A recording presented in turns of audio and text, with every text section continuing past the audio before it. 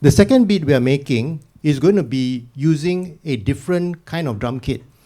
Because for a house beat, we use something which was more pumping, but for a hip hop beat or a trap beat, we would use a different kind of drum kit, which is like the 808.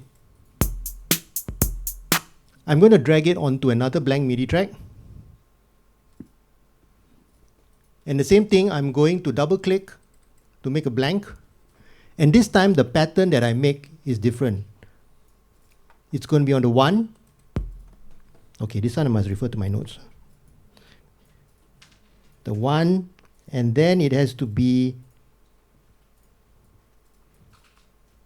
somewhere around here at the 3, and then just before the 4.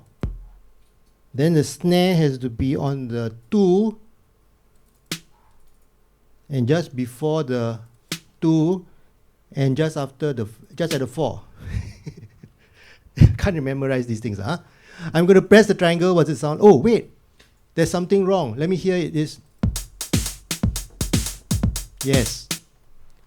I need to switch off the sound of the first track. Do you remember how you switch off the sound? It's by clicking on the track number here. So I switch off the sound and I'll just hear track 2. But again, that's too fast.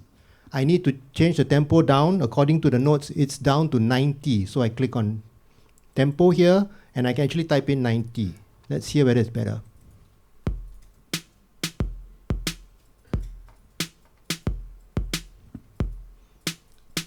And the note and the hi-hat.